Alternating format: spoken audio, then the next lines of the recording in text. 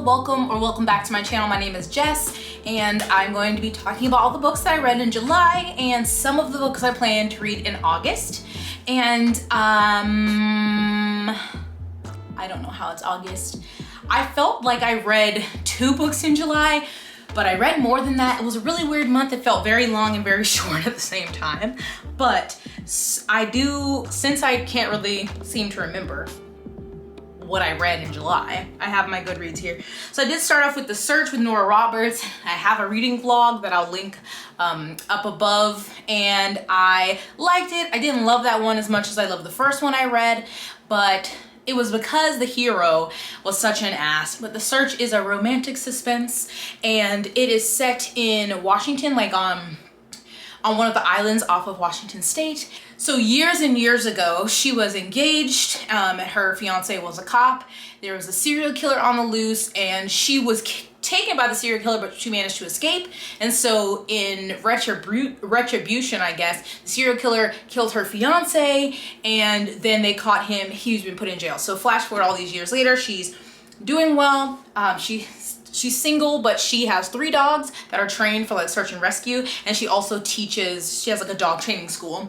And along comes this new man to the island. He's like an artist. He does like sculpture and like furniture design or whatever.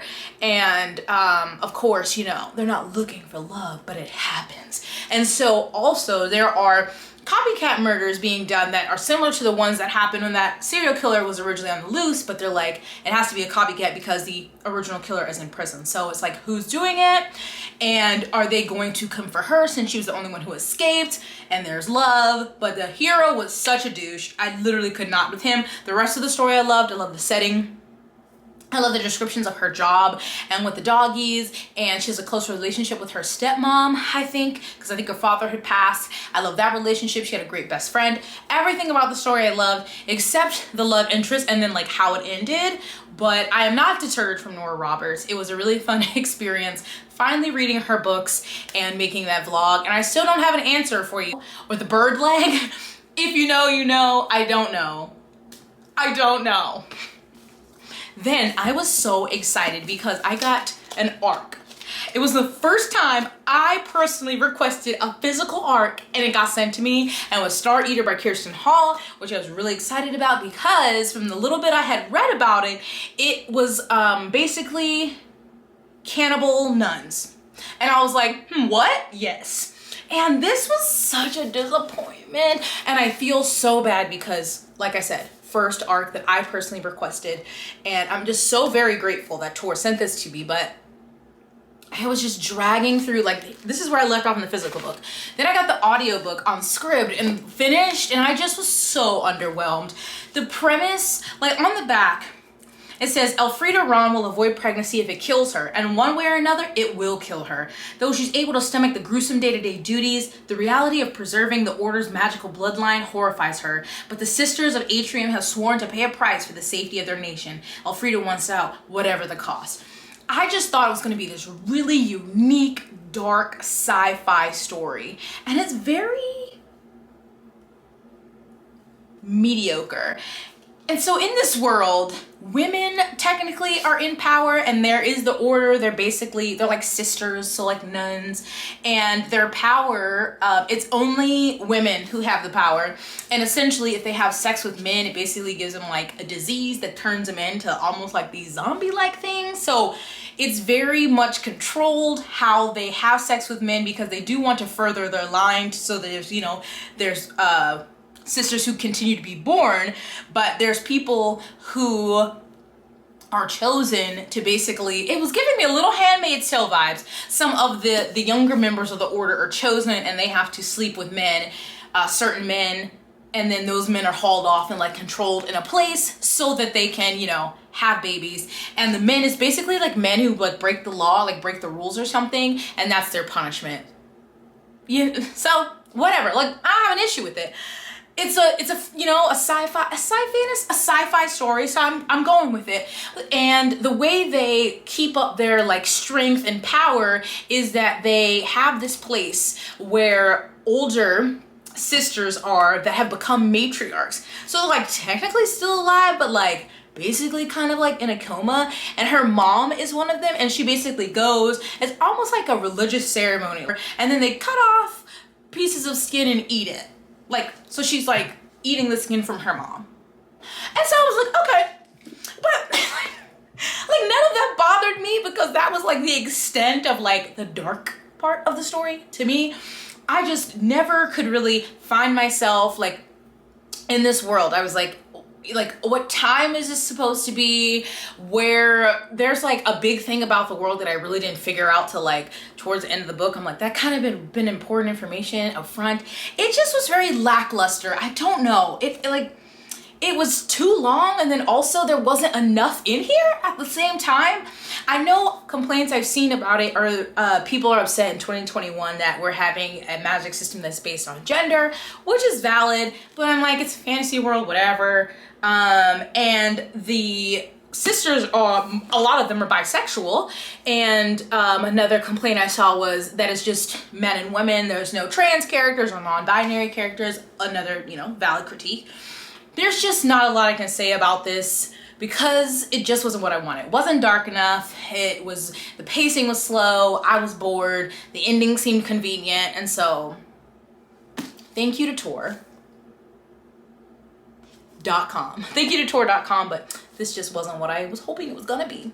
Then I finally read The Soulmate Equation by Christina Lauren. It's their new romance release. I think it came out in May, but it has like a sci-fi twist. Essentially, if you've read The One by John Mars, then you would be familiar with this.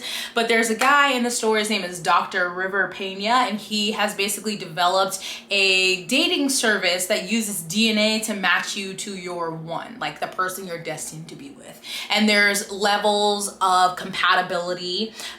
So you may be only 20% compatible with somebody, or 50%, or 90%, but those are, as it gets higher, they get more rare. And then there's a single mom, her name is Jess, and she has a daughter, Juno, and she lives in her own apartment, but like really close to her grandparents, and her mother has had issues with, I think, drugs and maybe alcohol, so she's not been really in her life, but she has her grandparents, she has her daughter, and she is like a freelance statistician, I think. Freelance statistician, and she and her best friend Fizzy, who is a romance author, they both, so obviously she works from home, they both always go to this coffee shop to like do work together, and this dude always comes in and he's just like really stiff and like seems so self-absorbed and like important, always wears a suit, always get the same drink, Americano, and so they know him. He's attractive, but they're like, he looks like an asshole. Anyway, one day they end up, I think Fizzy somehow asked him a question or something. They figure out that he's the one who created this app, and they end up going to the headquarters and like giving samples, and they both get DNA profile matches. But the premise of the story is that Jess and River, who is the creator of the app, are like a significant match, like one of the rare, like 95% percentile matches. And so the company is like, this is so important because this is before they're like launching the service. Like, we need to capitalize on this. We need to do interviews, we need to do press, like, look how amazing the service is. And it goes from there. I loved it, okay? I loved it. I have found that in romance, when there's like a single mom or because a romance I read, the male love interest was taking care of his niece while his sister was out of town. When there is a man that's taking care of kids that ain't his own, that pushes my buttons in all the right places. I love it. Him, River, and Juno's relationship, so pure. So pure. I loved it so much. I loved it so much. Only thing I will say, and I know people have complaints, there are people who don't like Christina Lauren's newer work. They're very fade to black, and that's like my complaint. There was like starting to be a sexy time, and then it, kind of just faded to black. So I'm like, it doesn't make or break a book, but I would like it in there. You know what I'm saying? But River,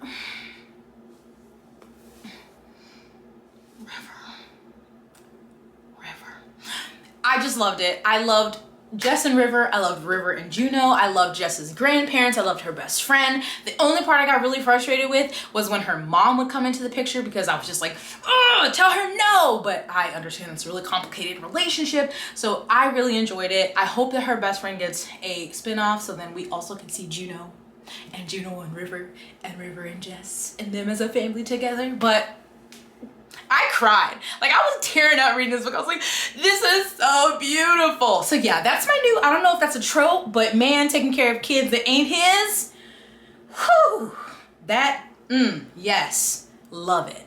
So the next one, I saw some people talking about this on Twitter and it sounded absurd. And so I wanted to read it, and it's on Kindle Unlimited, and it's called A Lady of Rooksgrave Manor by Catherine Moon. And it's basically a reverse harem, like monster erotica?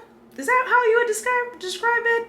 Paranormal romance. Is it a romance? It's really an erotica. Essentially, the main character is like, it's like in a historical setting. I don't know really what the year is, but she is like a housemaid or something.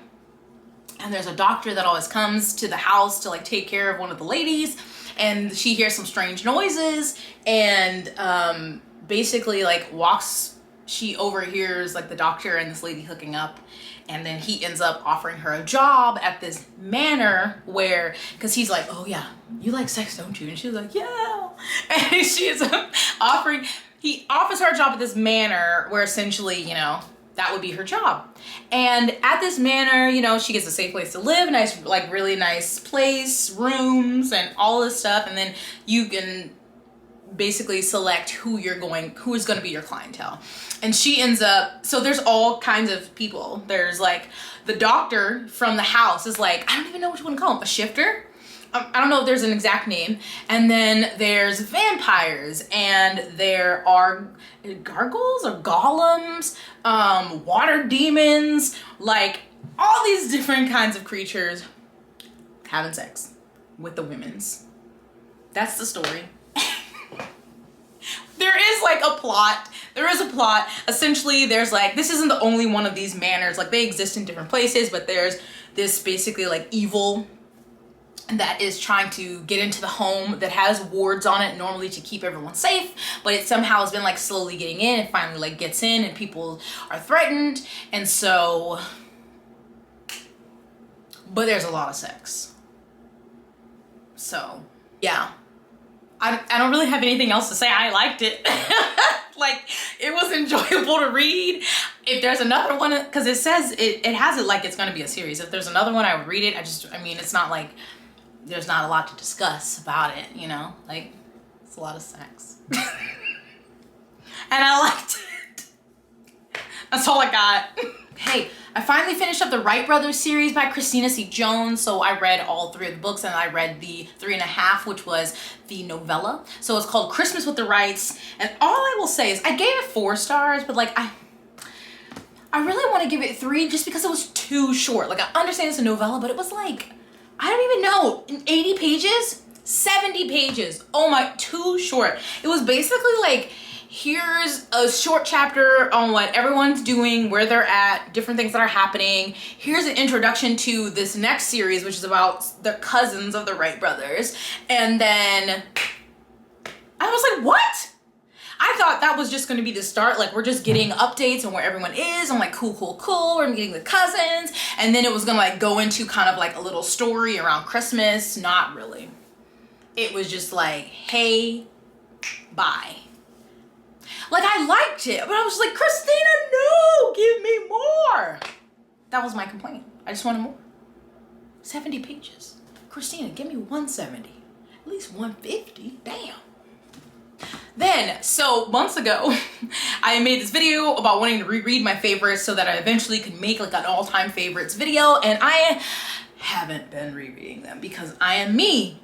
And who would I be if I didn't make a video about something and then I didn't follow through? I wouldn't be myself, but I finally did. The first one that I tackled was A Theft of Swords by Michael J. Sullivan.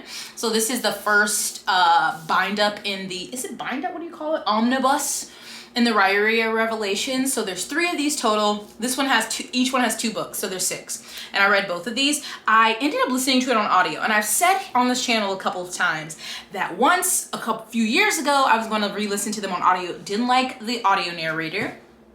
But then I checked them out I borrowed it from the library, and this time it didn't bother me. I don't know. But this is an adult fantasy. It's one of my favorites still after reading it. I wrote like briefly on Goodreads that I'm like basically going to be giving all of these 5 stars again. When I first read them, I gave the first one 4 stars, and then after that I was 5 stars. I was like, there's no objectiveness to this. I can't find flaws because these are my favorite babies. So like, don't come to me for objectivity about this series. Like, just don't.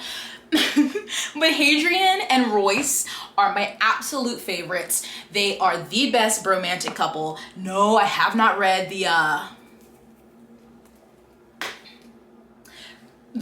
Bastard Gentlemen's. I know people say that, but I'm just gonna go ahead and say before reading that this romantic duo is superior. I'm just gonna say it.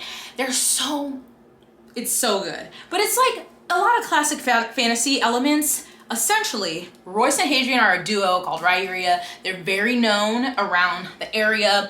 It's very, you know, like medieval European kind of setting. But as this like excellent thief duo, like if you want something done, something shady, whatever, you call them. And it's so funny because they really just go after the coin.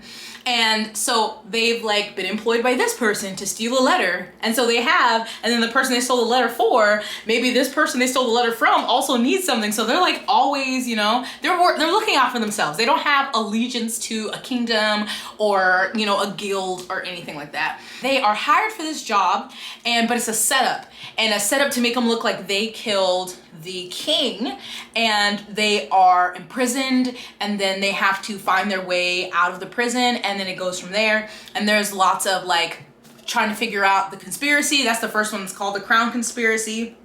Trying to figure out who really killed the king, why did they want to set him up, like what's going on. Because there's like more of a story just beyond killing the king. There's like a bigger picture to trying to figure out. And so I love it. There's them as thieves.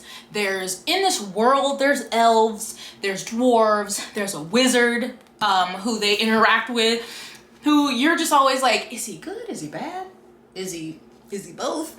Princes, knights, dragons, flying creatures, sword, battle, fight, things, all those classic fantasy things. There's going to be a journey eventually, because in the second book they do go to a new town where the wizard has led them to.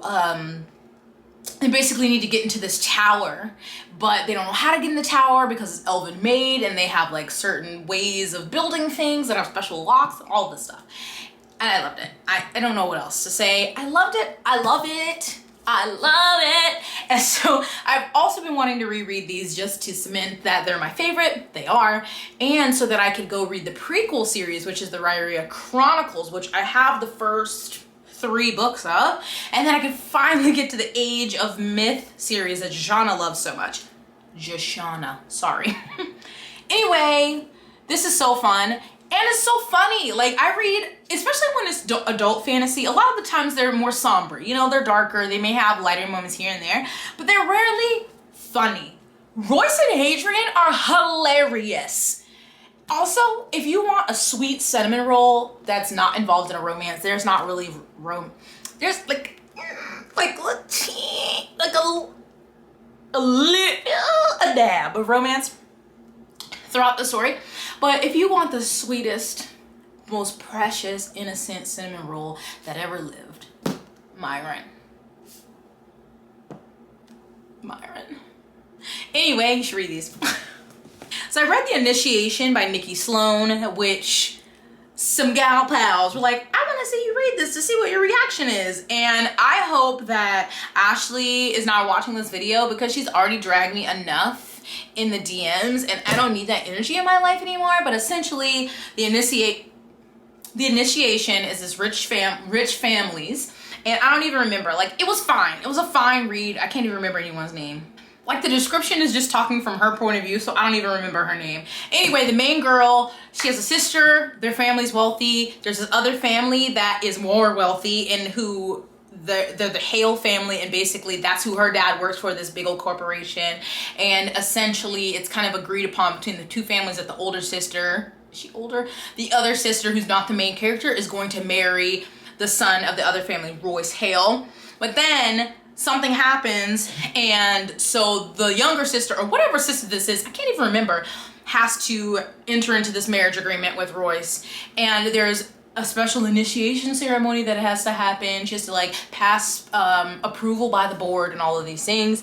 And I guess there's a, at the end, are you team or are you team? And I was team and everybody else was team. And I was like, what? I'm trying not to give spoilers, but like, I mean, it was fun, you know, cute smut.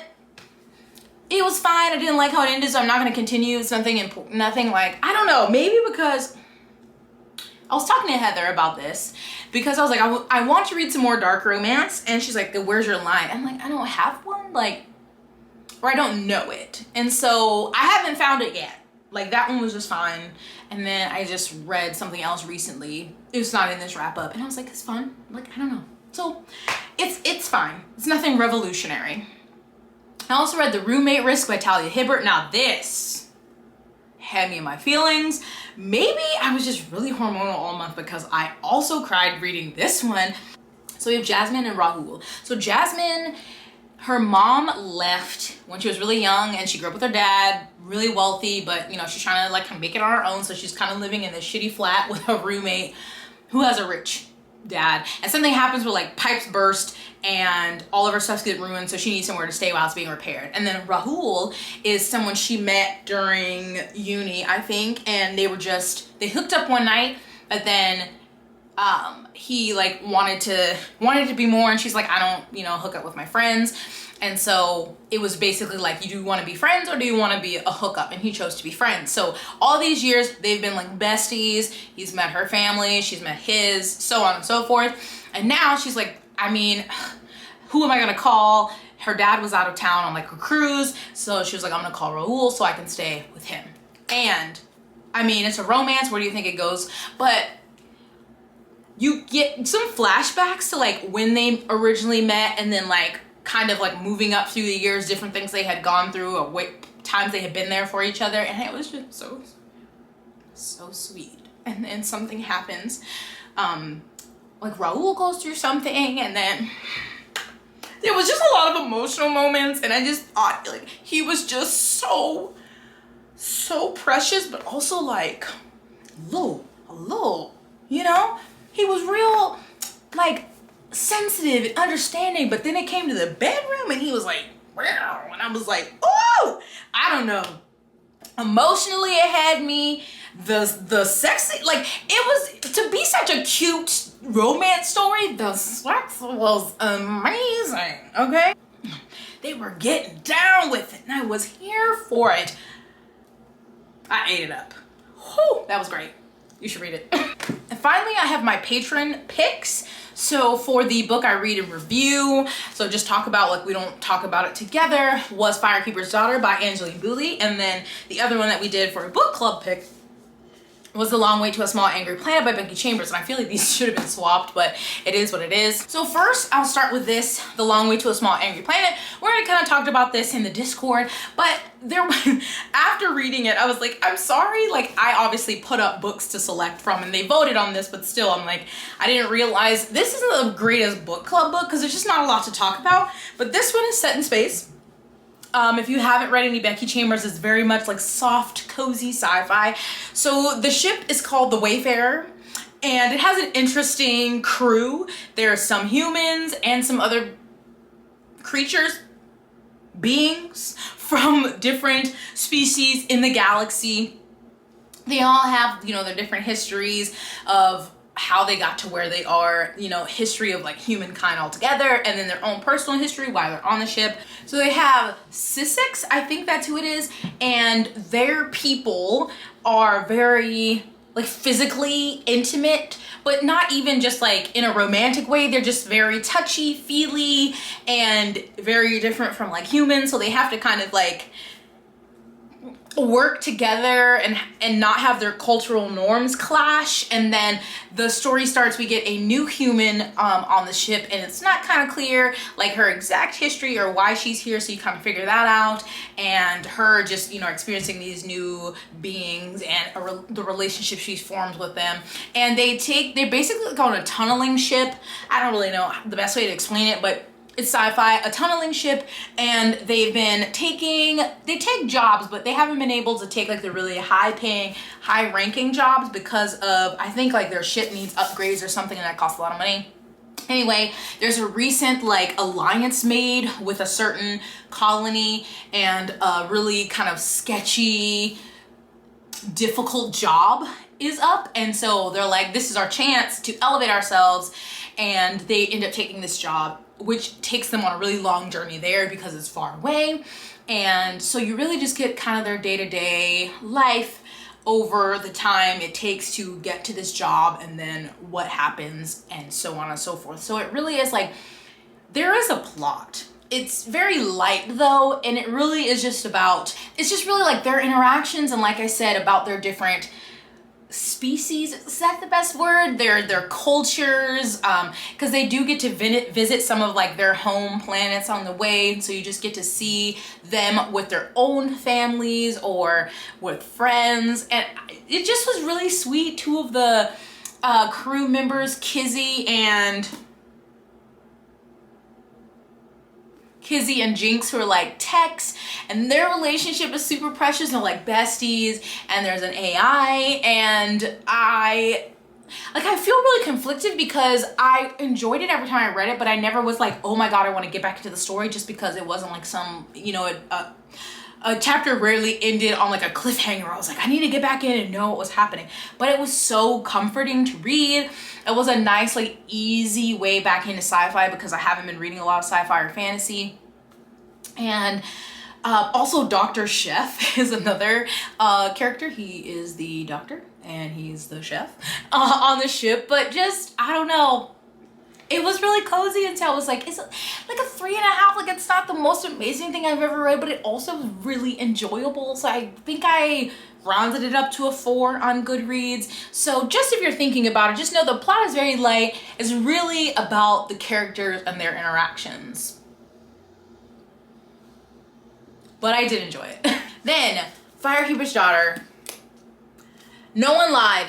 No lies have been told. This is amazing. Okay, besides how beautiful this cover is, like, I'm just,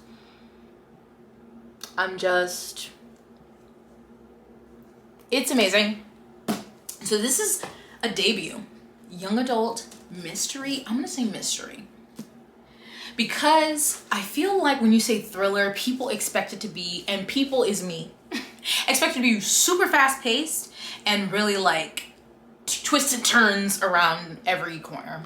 And this isn't. It is more of a slow burn mystery, but also just a lot of like just life. Our main character's name is Donis, and she is Ojibwe. But she is part Ojibwe, so her father is Ojibwe and her mother is just, she's white, I think like Italian and French or something. So she struggles because, of course, you know, there's white people who are like, you're part Native American, and then some indigenous people who are like, but you know, you don't have it as hard as we do, because she's very fair-skinned. She also financially is taken care of because her mother's family has money. She has like a trust fund set aside for her, so she has money to go to college, to get a car, things like that. And she is connected to her father's side of the family, those who live there in town, who live on the res, as is referred to in the book.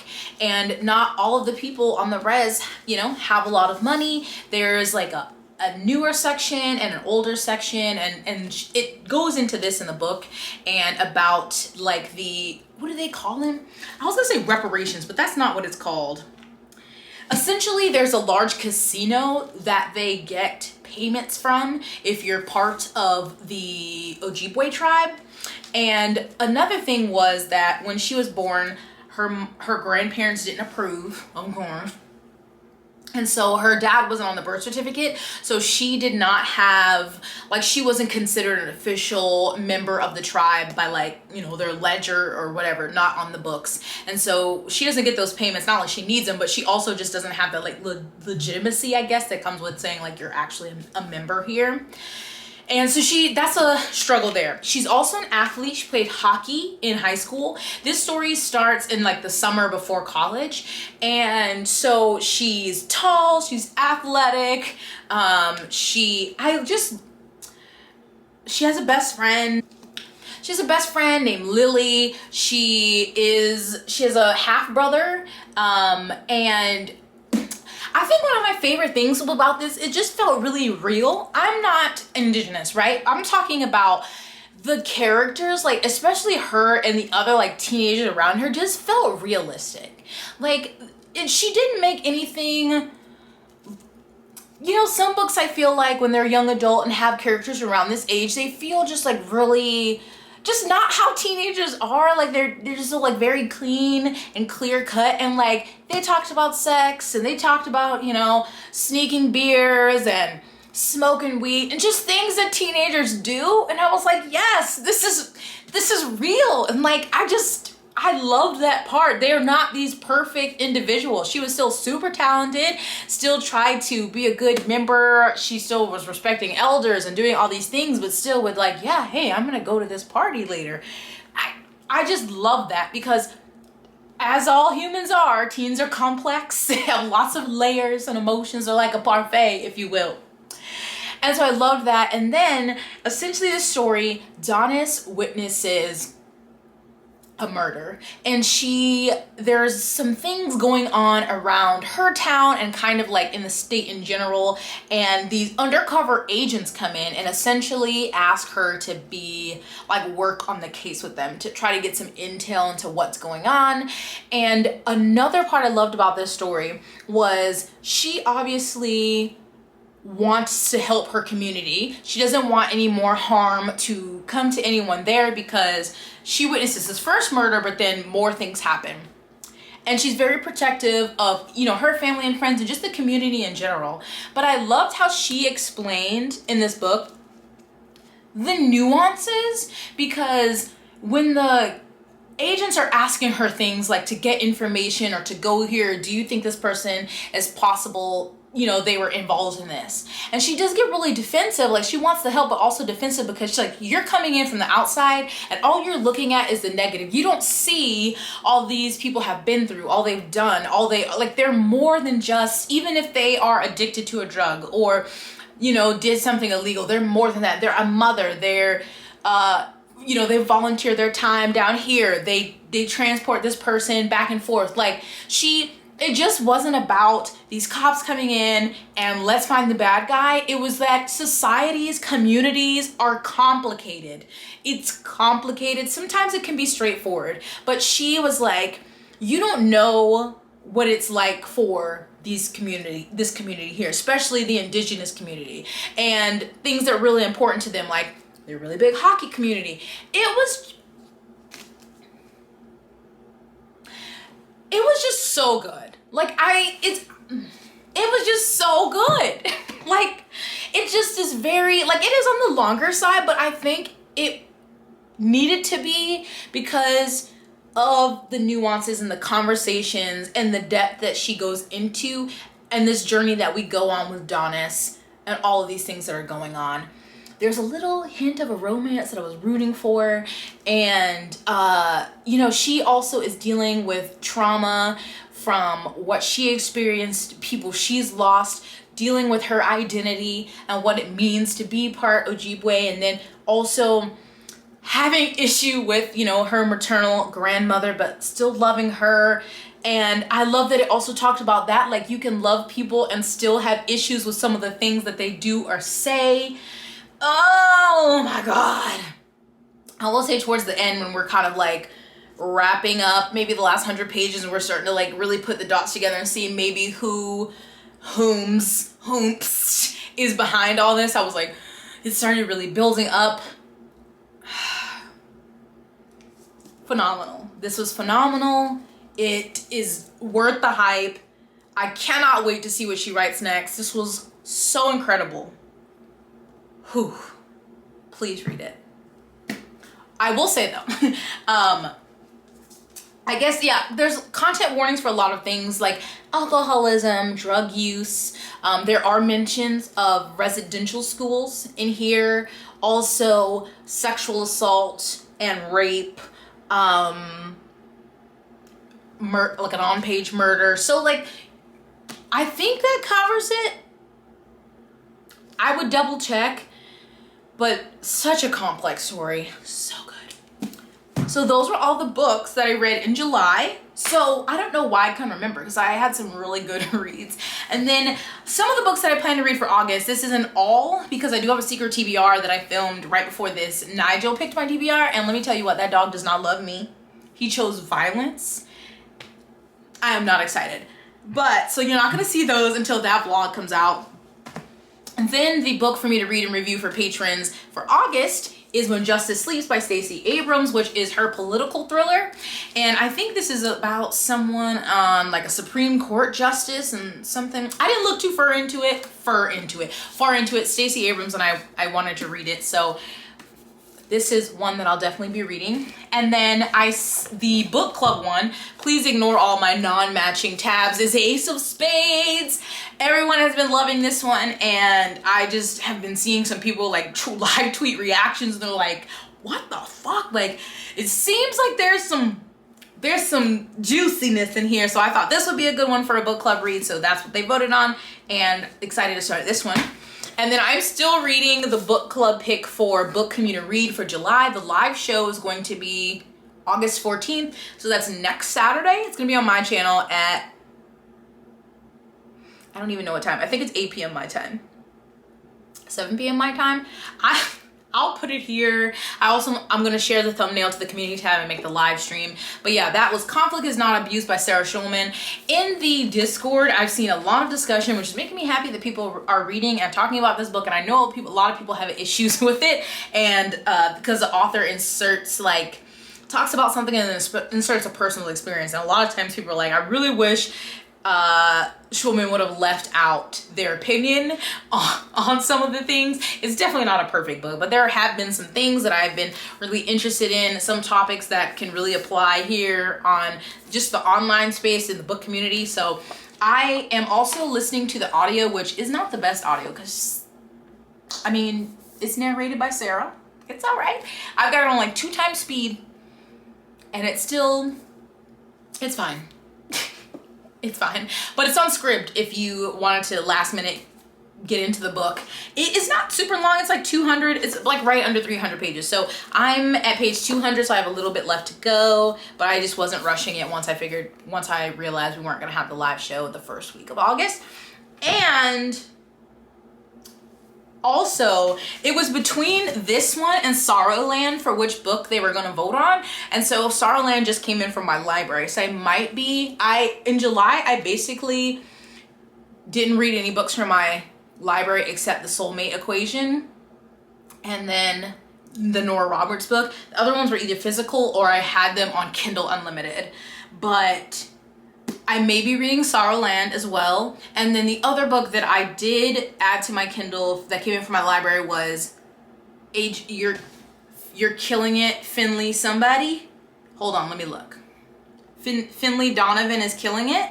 That might be it. I saw Olivia Reads a Latte read this one and it sounded really fun. I don't know much about it. So those, I'm definitely going to be reading these for sure. I plan to read Finley Donovan is Killing It, may get to Sorrowland, and then my secret TBR. But my camera battery is dying, so that is it. Anyway, tell me about any books you read, your thoughts on any of these books here. Please read Firekeeper's Daughter. Check my description box. I'll have all these books linked, all my information, ways to support my channel if you want to join my Patreon. And that's gonna be it. But we can't leave this video without me thanking my patrons. So we've got Kate, Celicia, Terry, Emily, Jessie, Janine, Sarah, Pepper, Shannon, Kirsten, Elizabetta, Amber, Heidi, Maria, Serena, Ava, Claire, Kimberly, Carrie, Tyrell, Stephanie, Demery, Rainey, Celine.